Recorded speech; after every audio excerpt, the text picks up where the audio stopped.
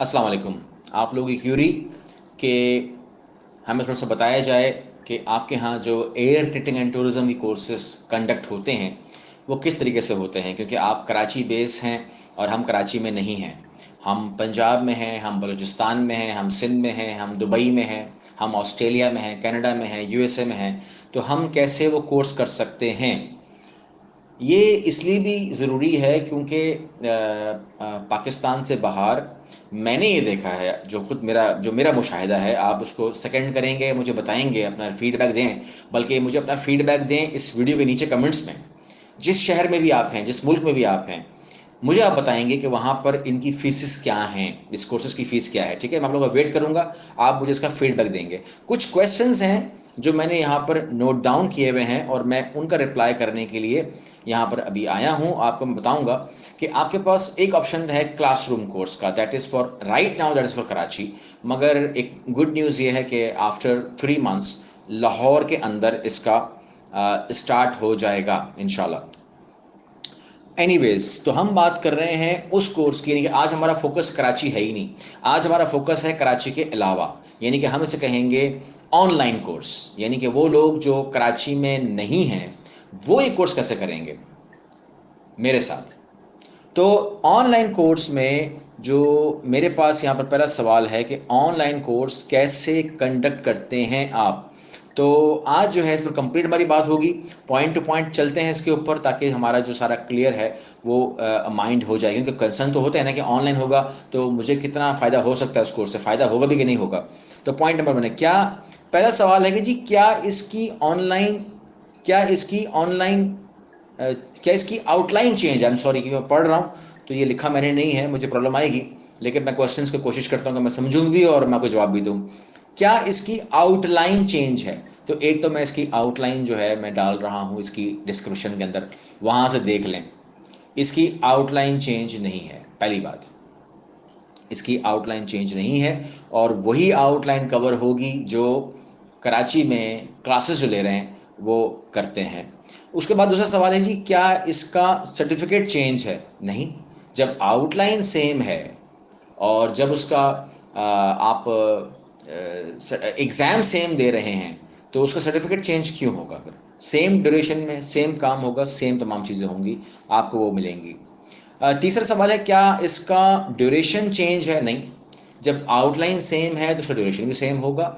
और 1 महीने का सर्टिफिकेट कोर्स है आपका क्लास का, और 1 महीने का सर्टिफिकेट कोर्स है आपका ऑनलाइन का जनाब। क्या इस कोर्स में कोई फ़र्क है? नहीं, मैं बार बार कह चुका हूँ कि आउटलाइन ही सेम है उसकी। तो अगर आउटलाइन सेम है तो बात ख़त्म हो जाती है। हाँ, यहाँ पर हम एक बात और करते हैं, अभी मैं बात करता हूँ आपसे। मैं सवाल देख लूँ, सवाल क्या है। क्या आप स्काइप पे पढ़ाते हैं या वाइबर वेबिनार पे पढ़ाते हैं? तो ना मैं स्काइप पे पसंद करता हूँ पढ़ाना इसको, ना वेबिनार के ऊपर, क्योंकि मैंने जो माइनस पॉइंट देखा है इनमें, ये देखा है कि क्लास हो गई तो हो गई, ठीक है ना। अब स्क्रीन पे है तो है। अब जैसे मैं फॉर एग्जांपल मेरी वीडियो है, अगर वीडियो में आप वीडियो देखते हैं तो वो आप रिपीट कर सकते हैं। तो इस तरीके से अगर मैं स्काइप पर ये वीडियो बनाऊँ, लाइव दे रहा हूँ, तो जिन्होंने देख ली, जिन्होंने नहीं देखी नहीं देखी। तो इसलिए मैं उसको पसंद नहीं करता हूँ। तो मेरे पास एक सिस्टम इसका और है, मैं आपको अभी ब्रीफ कर रहा हूँ, आखिरी में ब्रीफ कर देता हूँ। बल्कि मैं बता देता हूँ आपको। देखिए वो ये है कि अ, जिस तरीके से एक बच्चा क्लास में पढ़ता है तो वो प्रोजेक्टर के ऊपर पढ़ता है, प्रोजेक्टर होता है। और उसके अलावा जो है वो हमारे लेक्चर्स साथ चल रहे होते हैं, प्रोजेक्टर पे उसकी आंखें होती हैं, हमारी बात सुन रहा होता है, यानी कि हमारी अल्फाजों पे उसके कान लगे होते हैं और उसकी आंखें प्रोजेक्टर पर लगी होती हैं। बिल्कुल यही सूरत हाल पैदा कर दीजिए आप एक ऑनलाइन स्टूडेंट के लिए, कि उसके पास वो सॉफ्टवेयर जो प्रोजेक्टर के ज़रिए नज़र आ रहा है उसको, वो उसके कंप्यूटर में आ जाता है। अब ये एक बेनिफिट है, ये वो बेनिफिट है जो क्लास में स्टूडेंट को नहीं मिलता।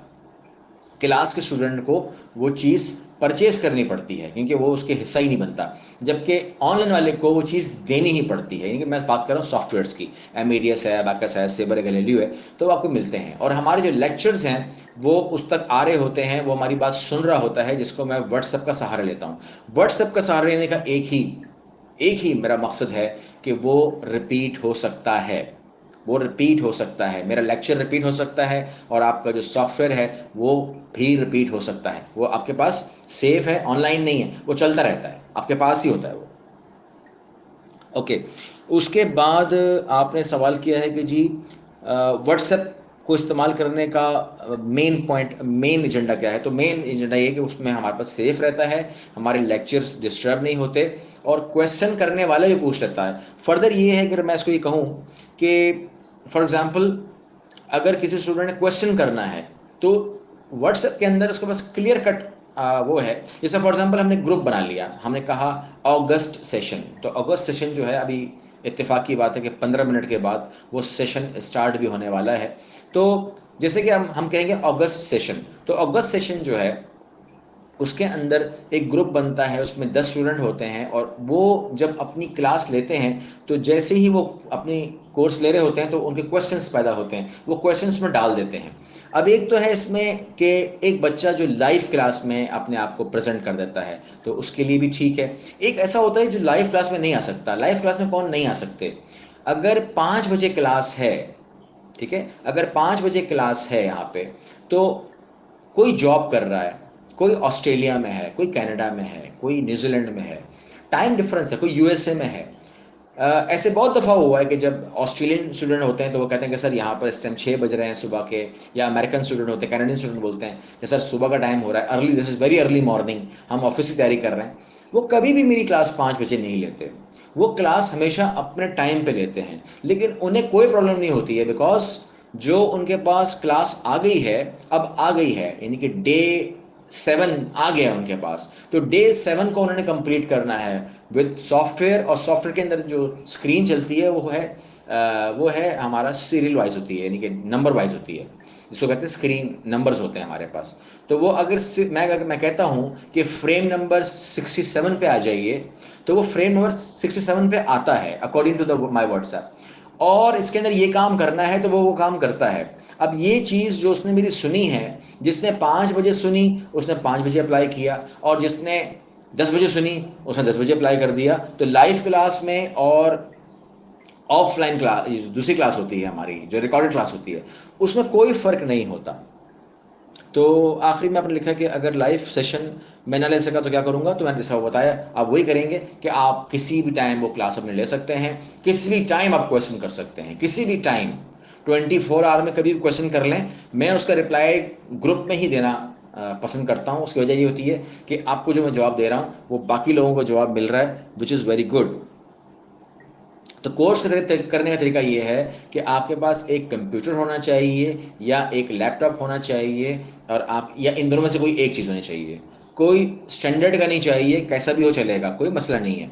और एक स्मार्टफोन होना चाहिए जिसमें कम से कम व्हाट्सएप अकाउंट हो, और आपके पास एक ऑनलाइन अकाउंट, यानी कि क्या कहते हैं, इंटरनेट होना चाहिए जो आपको सपोर्ट कर दे आपके कंप्यूटर को और आपके क्योंकि कुछ कुछ टॉपिक्स हमारे ऑनलाइन हैं, कुछ टॉपिक हमारे जो है वो ऑफलाइन हैं, कुछ टॉपिक हमारे जो है वो सॉफ्टवेयर के ज़रिए हैं। तो इस तरीके से हमारा काम कंप्लीट होगा। अब मैं ये आपको नहीं ब्रीफ करने वाला कि कोर्स का हिस्सा क्या है, क्योंकि आप आउटलाइन देख लीजिए अपने कमेंट बॉक्स के, सॉरी, अपने डिस्क्रिप्शन के अंदर, और वहाँ अगर कोई टॉपिक के बारे में बात करनी हो तो मुझे कमेंट में डाल दीजिए, मैं उसको ब्रीफ कर दूंगा। आई होप कि आपको ऑनलाइन कोर्स के हवाले से समझ में आ गया होगा, और कोई भी सवाल हो, कोई बात भी हो, तो आप कमेंट बॉक्स में कर सकते हैं। अल्लाह हाफिज़।